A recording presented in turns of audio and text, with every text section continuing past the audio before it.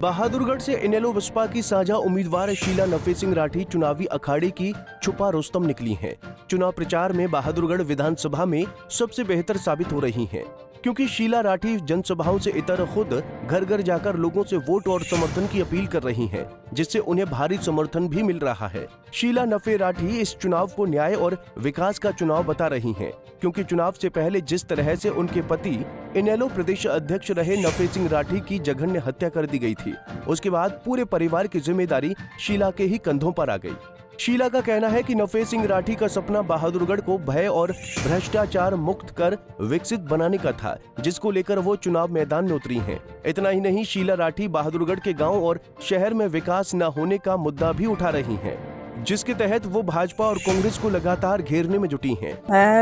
गाँव में जैसे आसोदा गाँव में मैं पहुंची हूँ, तो आसोदा गाँव के पूरा गाँव से टोटल जो मेन गाँव की सरदारी है वो मेरे साथ चली हुई है, और गांव में जो रिस्पांस है वो अप है, अप जिसको कहते हैं, क्योंकि मुझे अपने गांव को जो समर्थन मिला है उसका कोई शब्दों में मेरे पास लफ्ज नहीं है, काबिल तारीफ है। और रही बात विकास की, यहाँ के लोगों ने ये बताया है कि जब विधायक नफे राठी होते थे तब इस गांव में टोटल गलियां सीमेंटेड और पानी की सप्लाई, और जैसे एक किसानों को फसल के लिए पानी चाहिए है, वो 5 साल लगातार नहर में से पानी नहीं सूखने दिया। और इस गांव में कम से कम 10 या 11 बच्चे सरकारी सर्विस भी लगे थे। उसके बाद आज तक नहीं कोई विकास है, नहीं कोई गलियां पक्की हैं, नहीं कोई पानी की निकासी है। और एक एरिया तो ऐसा है कि वहां से हम लोग वापिस आए हैं, वहां के गलियों में निकलने का ही रास्ता नहीं है। मैं पूछ रही हूँ इस सरकार से कि 15 साल से ये लोग कांग्रेस का एमएलए बनाते आए हैं राजेंद्र जून, उससे ये बात पूछना चाहिए था कि गांव का विकास कहाँ गया, किसकी जेब में डला वो विकास।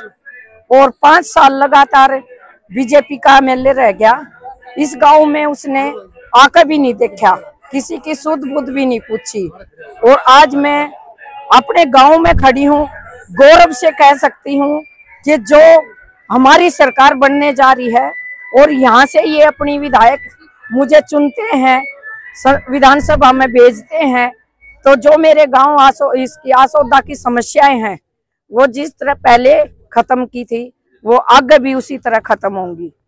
रही बात सरकार की, जो हमारे साथ अन्याय हुआ था उसकी मैं लड़ाई लड़ रही हूँ, और ये गांव मेरा अपना आसोदा कंधे से कंधा मिलाकर बुजुर्ग से बुजुर्ग और जवान से जवान अपनी लड़ाई समझ कर लड़ रहा है। शीला नफे राठी के चुनाव प्रचार में उनका पूरा परिवार भी मैदान में है।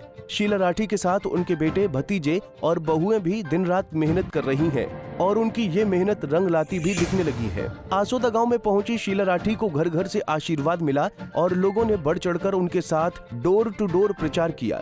शीला राठी ने इस मौके पर ग्रामीणों से वादा किया कि विधायक बनने के बाद वो न सिर्फ आसोदा गांव का बल्कि पूरे बहादुरगढ़ हलके का समान विकास करवाएंगी। बहादुरगढ़ से प्रवीण धनखड़, पंजाब केसरी टीवी। हमसे जुड़े रहने के लिए हमारे YouTube चैनल को सब्सक्राइब करें और नई वीडियो की नोटिफिकेशन के लिए बेल आइकॉन को दबाएं।